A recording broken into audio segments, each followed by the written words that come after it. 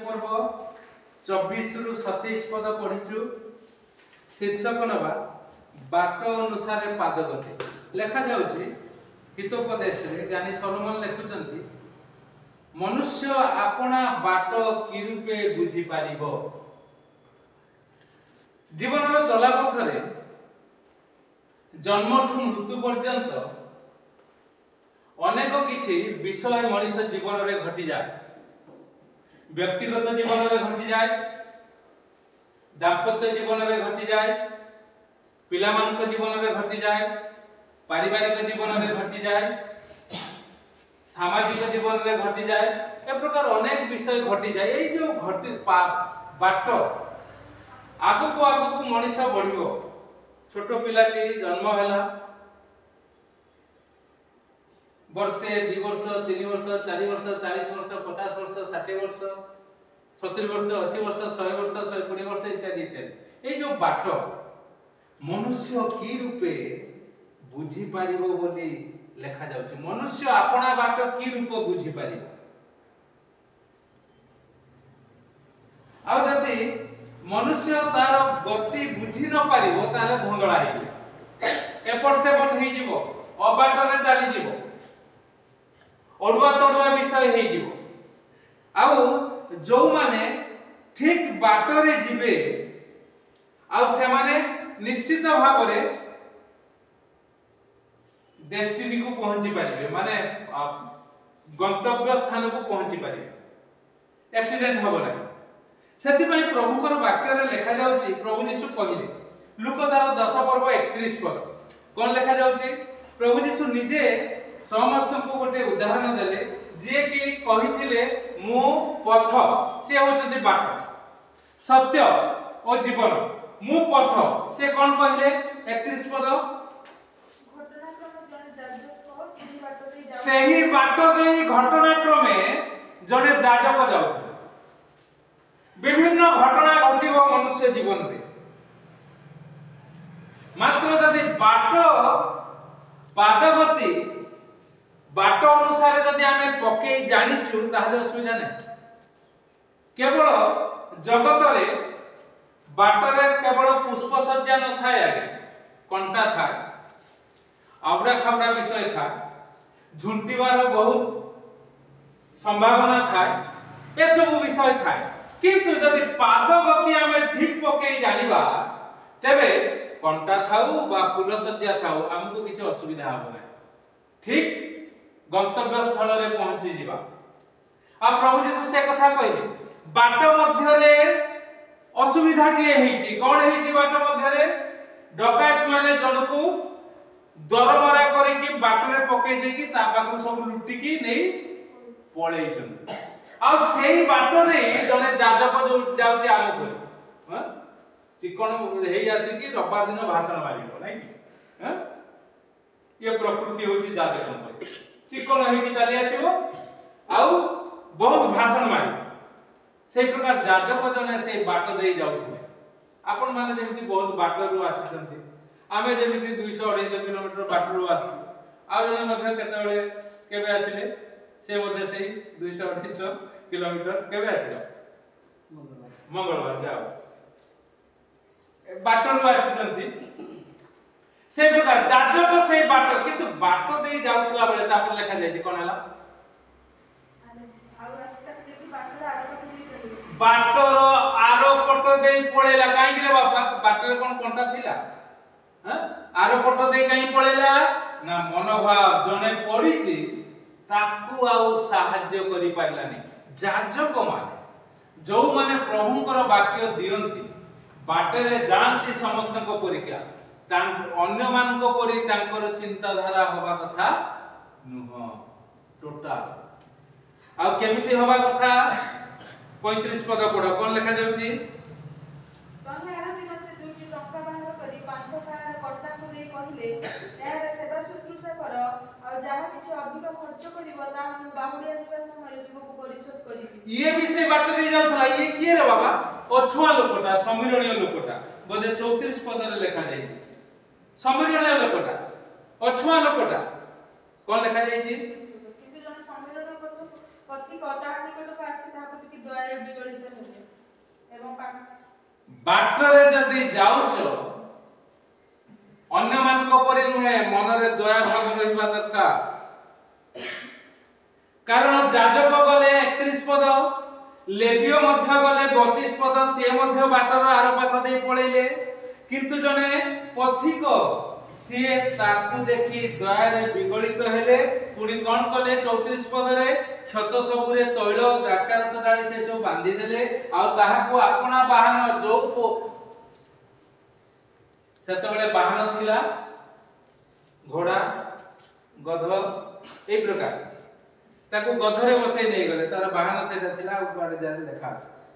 ଆଉ ଘେନି ଯାଇ ତାର ସେବା ଶୁଶ୍ରୂଷା କଲେ। ଆଗେ ବାଟରେ ପଡିଥିବା ଲୋକକୁ ଉଠେଇବା ଦରକାର ଆଜ୍ଞା, ନହେଲେ ସେ ଉଠି ପାରିବନି, ପଡିକି ମରିଯିବ। ଯଦି ତମେ ଯାଜକ ହୁଅ বা ଲେବୀୟ ହୁଅ বা ବାଳକ ହୁଅ বা ପ୍ରଚାରକ ହୁଅ, ବାଟ ଅନୁସାରେ ପାଦ ଗତି।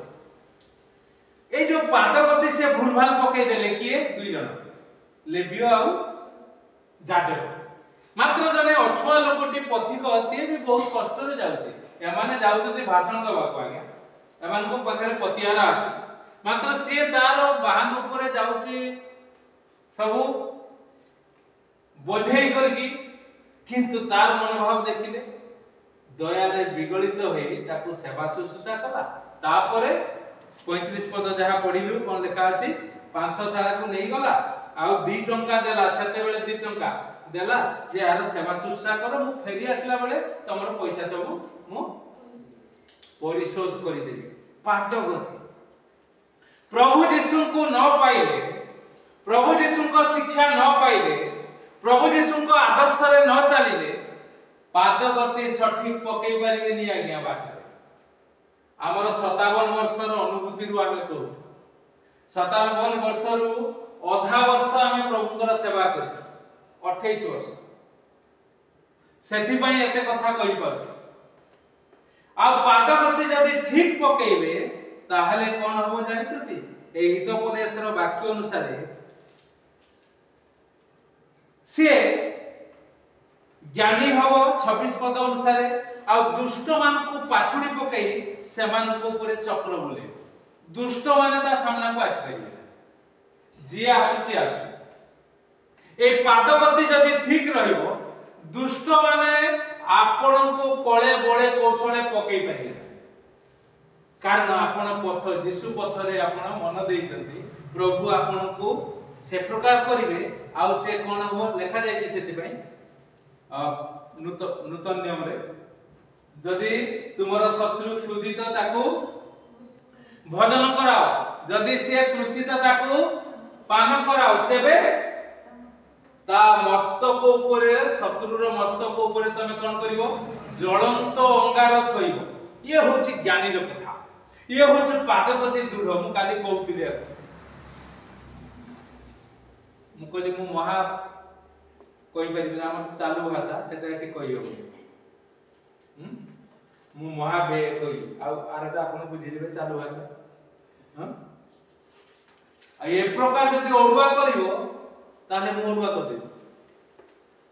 କୋଉଥିରେ? ଭଦ୍ରାମୀରେ ଅଡୁଆ କରିବି, ଅଭଦ୍ରାମୀରେ ନାହିଁ। ଆଉ ଆସିଲା ବେଳକୁ ଯେତେ ଜଣ ଅଡୁଆ କରିଥିବେ ସବୁ ଯାଇକି ଥାନାରେ ବସିଥିବେ, ଏ ପ୍ରକାର ବିଷୟ କରିଦେବି। ତାକୁ କାଲି କହୁଥିଲି, କହିଲା ନାଇଁ ଏଠି ଏମିତି ହେଇଯିବ ସେମିତି ହେଇଯିବ। ମୁଁ କହିଲି ସେଇଆ ପା, ମୁଁ କିଛି କୁହେନି, କିଛି କୁହେନି, କିନ୍ତୁ ଅଡୁଆ ହେଇଯିବ। କାରଣ କଣ? ଦୁଷ୍ଟ ମାନଙ୍କୁ ପାଛ, ଆମେ ପ୍ରଭୁ ଯୀଶୁଙ୍କ ପଥରେ ପାଦ ଗତିରେ ଆମେ ପାଦ ପକେଇ ପକେଇ ଚାଲୁଛୁ। ଦୁଷ୍ଟ ମାନେ ଆମକୁ ଅକ୍ତିଆର କରିପାରିବେ ନାହିଁ, ଆକ୍ରମଣ କରିବେ କିନ୍ତୁ ମାରି ପାରିବେ ନାହିଁ। ଆଉ ଆମେ କଣ କରିବା ନା ତାଙ୍କୁ ପାଛୁଡି ପକେଇବା, ଆଉ ଚକ୍ର ପରି ବୁଲେଇବା। ତାପରେ ଲେଖା ଯାଉଛି କଣ? 27 ପଦ, ମନୁଷ୍ୟର ଆତ୍ମା ସଦାପ୍ରଭୁଙ୍କର ପ୍ରଦୀପ। ସଦାପ୍ରଭୁ କିଏ? ସଦାପ୍ରଭୁ ଅର୍ଥ ସଦାକାଳ ପ୍ରଭୁ, ସବୁ ସମୟରେ ପ୍ରଭୁ, ମହାନ ପ୍ରଭୁ, ସମସ୍ତଙ୍କ ଉପରେ ପ୍ରଭୁ, ସେ ହେଉଛନ୍ତି ପ୍ରଭୁ ଯୀଶୁ। ଲେଖା ଯାଉଛି ମନୁଷ୍ୟର ଆତ୍ମା ସଦାପ୍ରଭୁଙ୍କର ପ୍ରଦୀପ।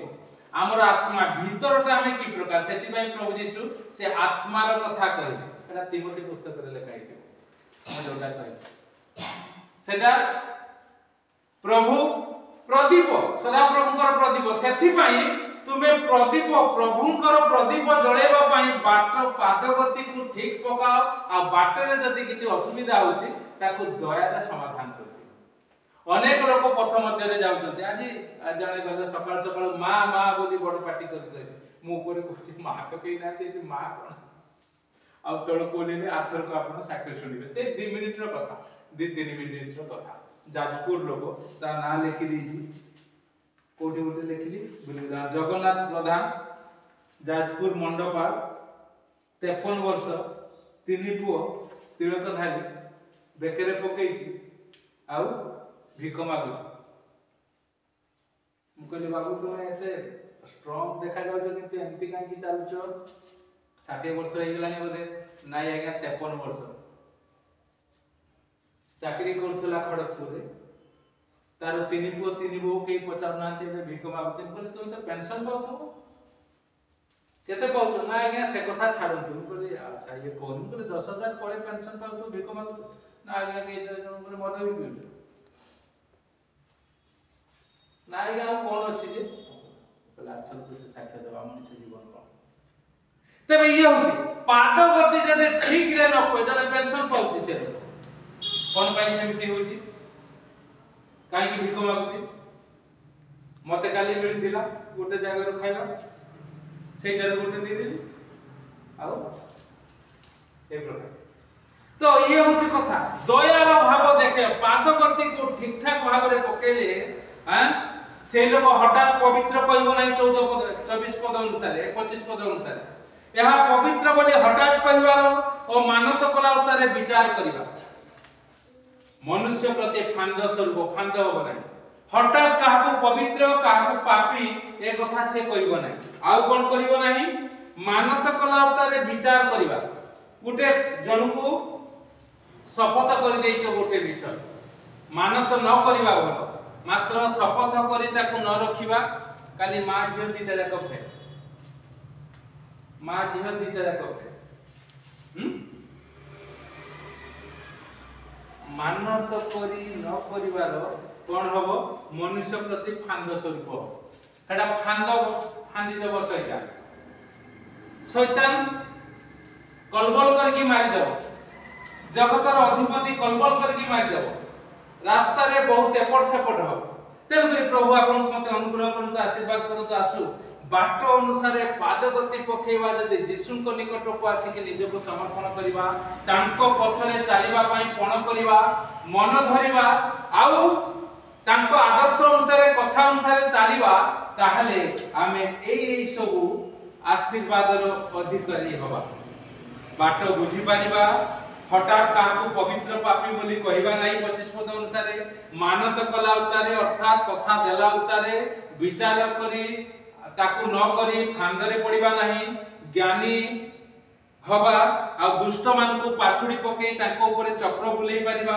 आ सदा प्रभुकर प्रदीप हवा 27 पद अनुसार ताहा अंतरायस्थ सब विषय अनुसंधान करे काहा मन रे कोन अछि कथा हो जानि ये होछि बाट अनुसार पादगति पकेवार तार आशीष प्रभु आपन को मते अनुग्रह करत आशीर्वाद करत आसु आमे एई प्रकार यीशु रूप पथ को आपणे ले जगतर बाटरे पथरे आमे पथ पके पाद पके लेबियो परी जाजक परी से प्रकार जागतिक मना न होई मात्र जने अछुआ समीरणीय परी दयार मनोभाव धरी आमे जगत रे प्रभु को नाम को उन्नत उच्चीकृत करू आशीर्वाद पाऊ आ अनेकंकर आशीर्वादर कारण हो प्रभु ए चिंता रे हमको आशीर्वाद करंतु आ गोटे गीत गाइबा